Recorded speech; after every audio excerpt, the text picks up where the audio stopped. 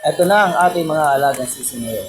Ganyan sila matulog, sama-sama, tabi-tabi sila. Yan. Pito yan, lahat lalaki. Sa pag-aalaga ng manok, kailangan talaga tiyagaan lang yan. Kapag wala kang tiyaga, walang mangyayari sa pag-aalaga sa manok. Andiyan kapag sisi pa lang, dumaraan sa sakit, kailangan gamutin para mawala yung sakit. Ganun.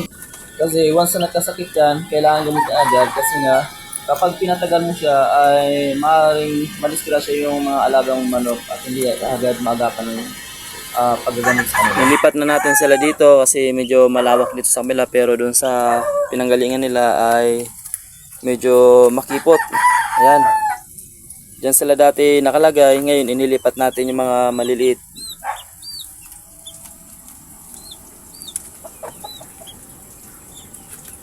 Yan, diyan natin nilagay yung mga maliliit na sisiw.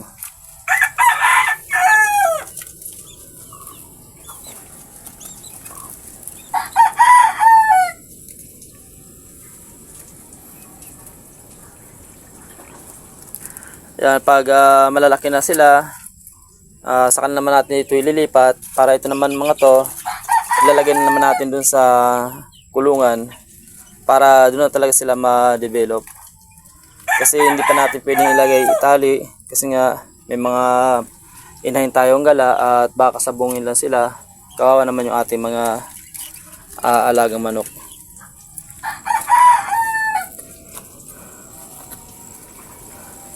At dito nga, ayan, tuloy-tuloy pa rin yung pangingitlog ng ating sweater.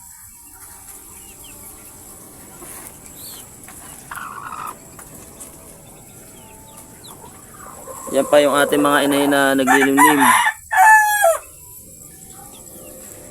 Kaya tuloy-tuloy yung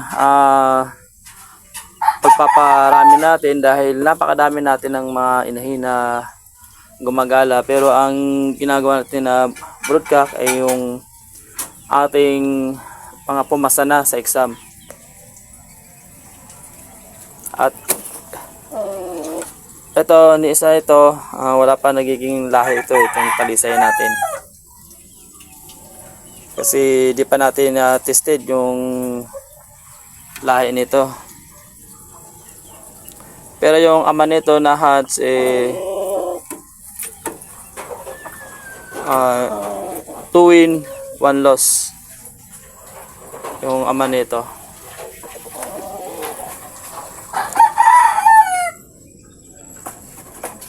At ito nga yung isang sisiyo natin na nagkaroon ng limbernick.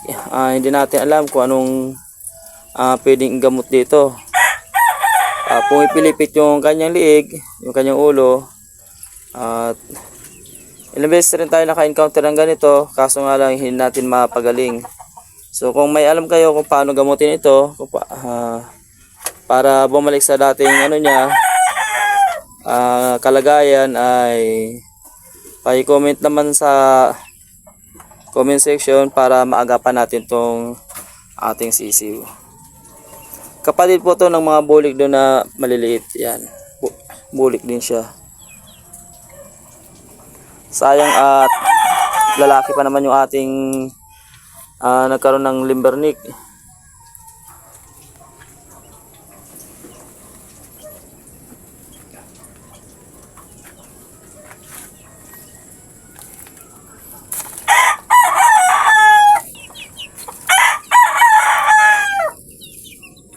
Ito, sip na sip yung ating alagang manok dito. Hindi siya maulanan, hindi rin siya gaano mabibilad sa araw.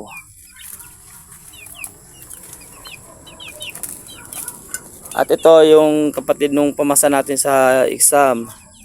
5 months pa lang nung pinag-exam natin yung kapatid nito, sinubukan natin yung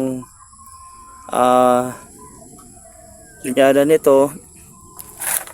At na-tested na to ni isa sa magkakapatid. Wala po tayong naging problema.